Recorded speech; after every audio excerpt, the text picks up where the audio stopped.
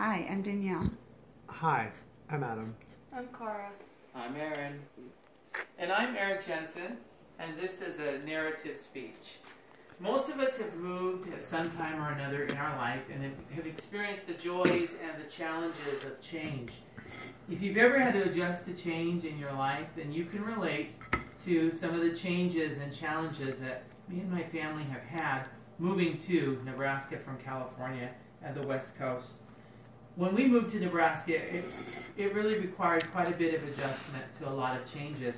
First of all, we had the adjustment to culture, then there was the adjustment to living in a small town, and there was the adjustment to the climate and the topography. When I first was asked to come to Nebraska, I really had no idea about the differences in Nebraska compared to California, and how different it would really be from the West Coast. There's been this lot of adjustments. One is an adjustment to the culture. Our culture in California was very diverse. I was raised in a diverse community with Hispanics, African Americans. Many times I was the minority, actually, and I'm used to diversity. First time in Nebraska that I went to a Husker game, it really freaked me out because I went to a stadium with 46,000 white people. Everyone was white. So I found out that the culture in Nebraska is very monocultural, and it's not very diverse. I've never seen that many white people in one setting in my entire life. The only people of color were on the field. And so that was really different for me. And of course, there is a complete lack of good Mexican food in Nebraska. Compared to California, I'm sorry, California has plenty of wonderful Mexican food. It's not as great here, but that's okay. I'm getting used to it. People in Nebraska are far less expressive, and I think maybe that just comes from being of European descent. In California, people are very expressive people and outgoing people. In our churches, they're very expressive in their dance. They dance during worship. They lift their hands. Often when I would preach in church, people would talk back to me and they'd say things, and they don't do that here. Most people here just kind of sit like this in church, or maybe they fall asleep. They don't say much, they don't do much, and that was really hard to get used to. You know, at first it really intimidated me, and it frustrated me how different people were here. But I learned that really expression is not everything. Underneath, if you can get through the outward appearance of people, they're really wonderful people. They're people who really care about you, and they're good, wholesome people, and they're honest people. And if you can get through all that, you're going to find people who really are wonderful, loving, caring people.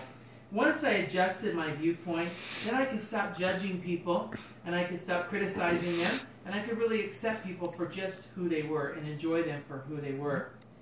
Well, there was the cultural difference, and once I got beyond the cultural difference, then I had to deal with just living in a small town, which is really quite different. Small town living can be negative. And so at first I noticed the negatives of the small town. There is no freeway to get to this town. I live in a town of 997 people. We have no freeway. And I thought, what in the world? Where is this place? We have no grocery store. We have no shopping. We don't have a mall. We don't have restaurants. All the conveniences of living in a larger community. Everyone knew me, and I knew no one, because everyone has lived here forever. And it's kind of like living in a fishbowl, because everyone knows everything you do. They know when you're coming. They know where you're going.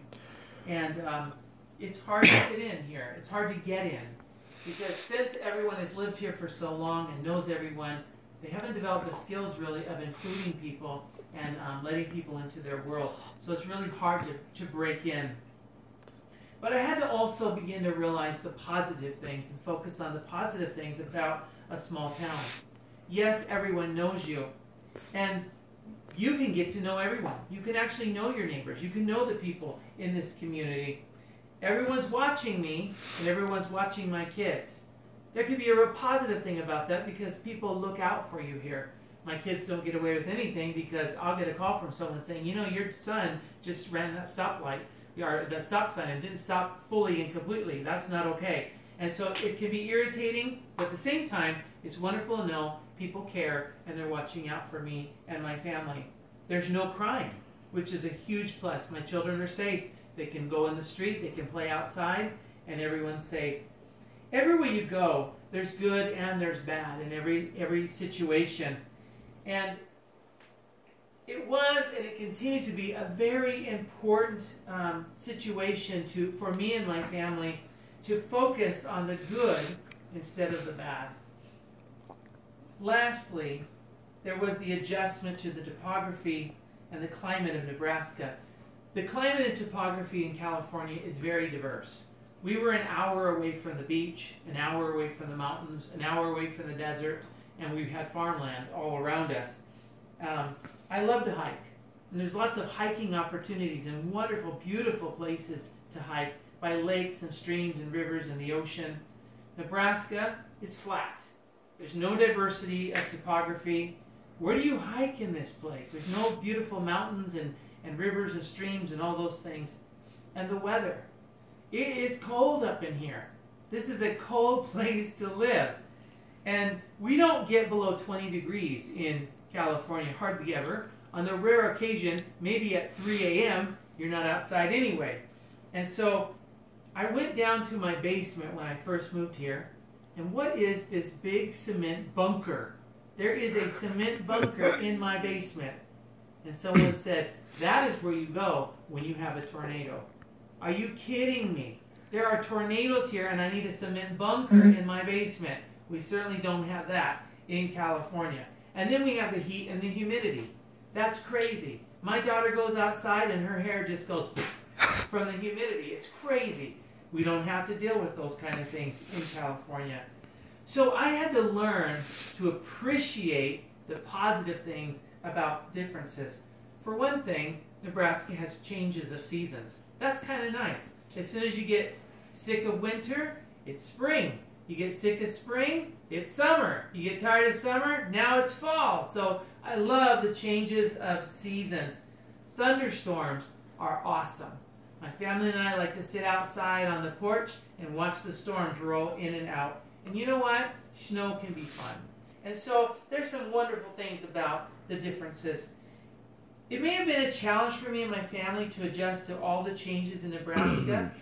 But you know what? Once we chose to look at the positive rather than the negative, we realized that there were so many benefits, and they really do outweigh those negative things.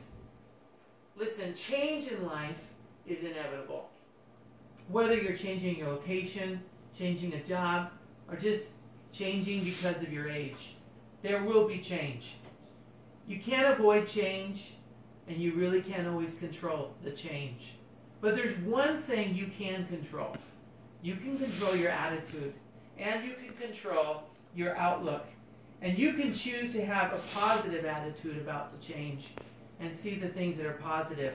And having a positive attitude and focusing on the positive can really help you adjust easier and make you a whole lot happier with the change that does come.